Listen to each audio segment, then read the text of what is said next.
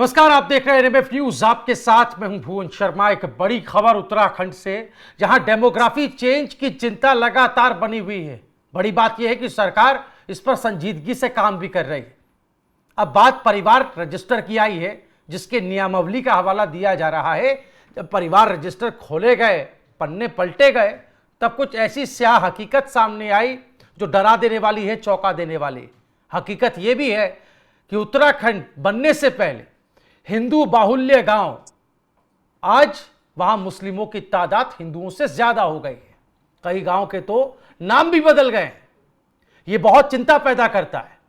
इस पर हम बात करेंगे। हमारे साथ रुद्रसेना देवभूमि उत्तराखंड के राकेश उत्तराखंडी, जो कि संस्थापक है वहां के, हमारे साथ जुड़ गए हैं। बहुत बहुत स्वागत है राकेश जी आपका एनएमएफ न्यूज पर। आपके पास जी, आपका बहुत बहुत धन्यवाद सर। जी, आपके पास आए राकेश जी। उससे पहले एक छोटी सी जानकारी हम अपने दर्शकों को बता देते हैं कि जिस परिवार रजिस्ट्री नियमावली की हम बात कर रहे हैं, 1970 से चली आ रही है और ये यूपी की नियमावली है। उत्तराखंड की अपनी कोई नियमावली नहीं है। और इसी नियमावली को लाने की बात इस वक्त सरकार ने कही है। मुख्यमंत्री पुष्कर सिंह धामी ने बीते शनिवार की यह बात है। इस पर लगातार हम पहले भी कवरेज करते रहे हैं, जमीनी कवरेज भी की है। आपसे हमारी टीम बाकायदा आपके क्षेत्र में जाकर मिली भी थी और आपने कुछ ऐसे जिंदा सबूत दिखाए थे जो इस बात की तस्दीक करते हैं कि उत्तराखंड में डेमोग्राफी बदल रही है, न सिर्फ मैदान में बल्कि एक घुसपैठ पहाड़ों की तरफ भी रुख कर चुकी है। अब जो बात सर आ रही है रजिस्ट्री की, परिवार रजिस्टरों की, जिसमें प्रशासनिक दखलंदाजी या मिलीभगत से ये नाम जोड़े गए, हटाए गए या शामिल किए गए, इसको एक उत्तराखंडी होने के नाते आप कैसे देखते हैं? और यह सरकार कितनी मजबूती के साथ, बुलंदी के साथ इस तरफ काम कर रही है? सबसे पहले तो भुवन भाई आपका बहुत बहुत धन्यवाद और एनएमएफ न्यूज का बहुत बहुत धन्यवाद कि आपने ग्राउंड जीरो से हमारे क्षेत्र के विजुअल्स भी लिए थे और जगह जगह हम लोगों ने गांव में जाकर दिखाया था। वो क्षेत्र जौनसार बावर क्षेत्र था। उत्तराखंड के अंदर 13 जिलों के अंदर डेमोग्राफी ऐसा बदली है। मैं आपको बताऊं कि उत्तर प्रदेश आदि क्षेत्र से जो 10 साल के अंदर यहाँ आए हैं, उन्होंने अपनी स्थायी निवास बना दिए हैं और वो कागजात कर रहे हैं, काम कर रहे हैं। मैं आपको मुस्लिम आबादी की बात करें तो उत्तराखंड के अंदर 2000 में एक संख्या थी और 25 वर्ष में ये जनसंख्या बढ़ के होती है 29 लाख के करीब, लगभग ज्यादा भी हो सकती है। मैं आपको बताऊं, ये चौंकाने वाला मामला है कि आखिर इतने लोग कहां से आए। तब पता चलता है कि परिवार रजिस्टर के माध्यम से बड़ा खेल हुआ है। अलग से परिवार रजिस्टर नहीं बनी, लेकिन जो पुराना परिवार रजिस्टर किसी का था, नाते रिश्तेदारों के पहले उस परिवार रजिस्टर में लगाया, उनको जोड़ा गया स्टाइल से। फिर उसके बाद कुछ भ्रष्ट अधिकारियों की मिलीभगत से उन लोगों को बाद में 1-2 साल बाद वो परिवार रजिस्टर अलग किया गया और फिर 2 परिवार हो गए। ऐसा नहीं है कि डायरेक्ट परिवार रजिस्टर बनाया। इसके लिए बाकायदा एक भ्रष्टाचार की थ्योरी इन लोगों ने पूरी की और जो परिवार रजिस्टर पहले से था, जो रिश्तेदार था कोई, तो उसके रिश्तेदारों में 4 रिश्तेदार और जोड़ दिए। फिर वो धीरे धीरे परिवार रजिस्टर के साथ में उनका आधार कार्ड यहाँ का बना दिया। आधार कार्ड के साथ में उसके बाद इन्होंने यहाँ का बना दिया।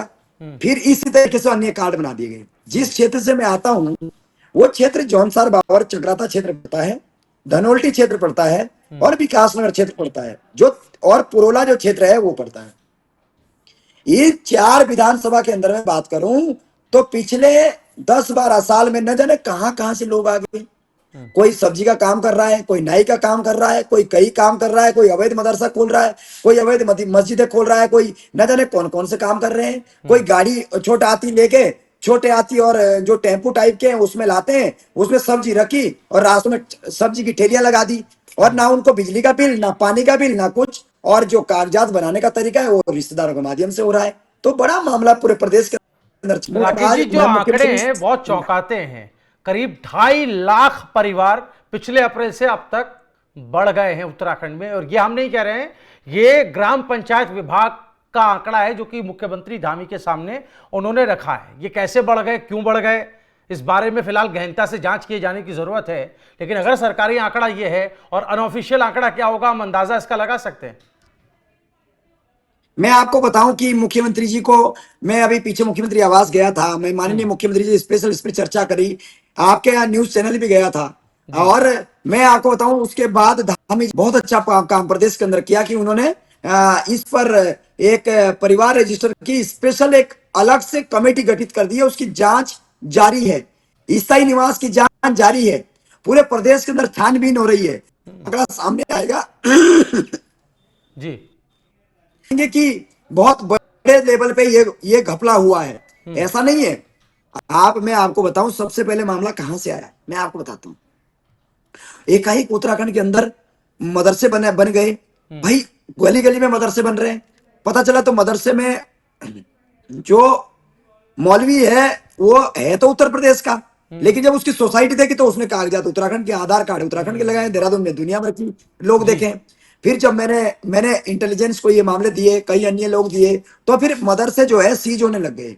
जब मदरसे में जांच हुई तो पता चला प्रदेश के अंदर दुनिया भर के मदरसे अवैध तरीके से पाए गए हैं।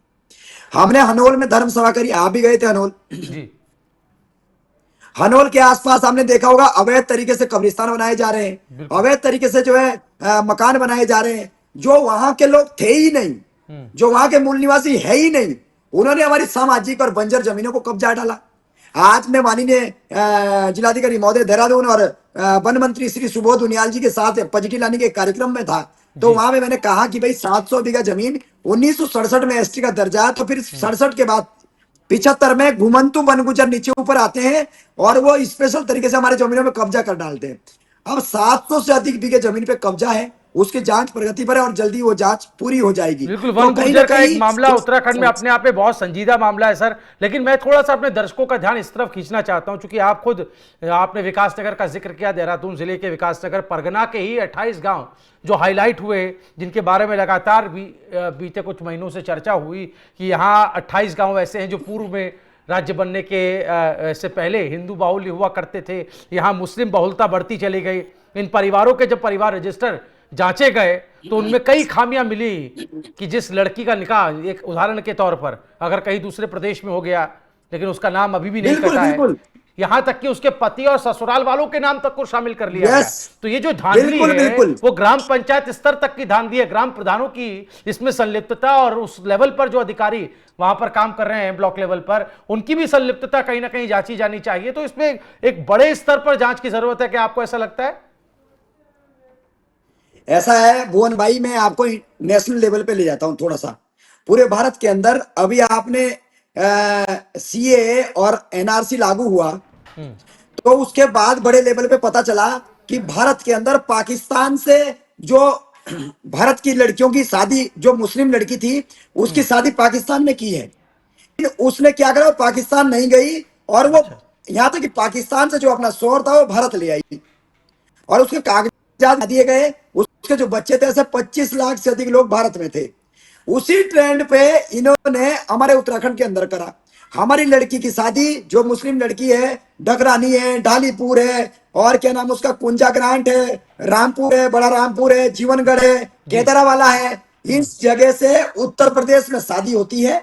और वो लड़का यहाँ आता है, कहीं दुकान का काम करता है, कहीं फेरी का काम करता है, उसने 10 बच्चे पैदा कर दिए हैं और लड़की का नाम तो परिवार से कटा नहीं, अभी तो उसमें जोड़ दिया गया। लड़का लड़की का हो तो उसके माता पिता का नाम ऐसे ही स्वतः ही जोड़ दिया गया। तो ऐसे बहुत सारे मामले मेरे सामने भी आए हैं और क्षेत्र की डेमोग्राफी बदलने का पूरा पूरा षड्यंत्र है, षड्यंत्र चल रहा है। इसको तत्काल प्रभाव से रोका जाए, अन्यथा बिल्कुल प्रदेश जो है कश्मीर के तर्ज पर जा रहा है, जो कि दुर्भाग्यपूर्ण है। बिल्कुल राकेश जी, ऐसे एक नहीं दर्जनों मामले हैं जो हमारे सामने हैं। सामने तो ये जानकारी भी मीडिया रिपोर्ट के हवाले से आ रही है कि ऐसे कई लोग हैं जो यूपी के मूल निवासी थे, कैसे उत्तराखंड में नागरिक बने, मूल निवासी यहाँ के बने, और सिर्फ यहाँ की सरकारी सुविधाओं को ही नहीं भोग रहे हैं, लोगों के हक हकूक को ही नहीं मार रहे हैं, बल्कि जनप्रतिनिधि तक बन गए हैं।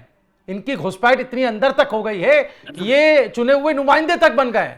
तो ये नासूर बहुत गहरे तक चला गया है। बहुत शुक्रिया राकेश जी, वक्त की पाबंदी है हमें, लेकिन हम आपको फिर जोड़ेंगे, इसी मामले को हम आगे भी उठाएंगे। क्या कहना चाहते हैं आप, आखिरी में बताएं।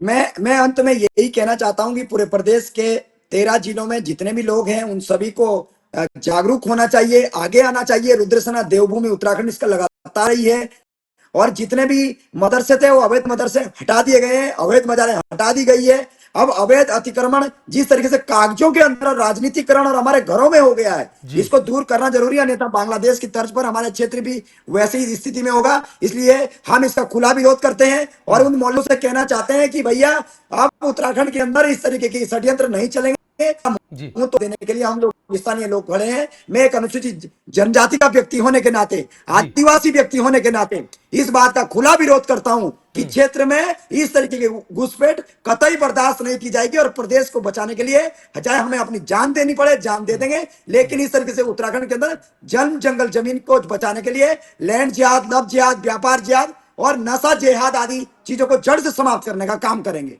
बहुत शुक्रिया राकेश जी आपका हमारे साथ इस मुद्दे पर बेबाक राय रखने के लिए। और सरकार इस ओर पहल कर रही है, लेकिन ये पहल कामयाब कब होती है, इसका असर हमें जमीन पर कब देखने को मिलता है, इस पर भी हमारी निगाह बनी रहेगी। इस पर भी हम अपडेट अपने दर्शकों को देंगे। बहुत शुक्रिया आपका। आप देखते रहिए एनएमएफ न्यूज। नमस्कार।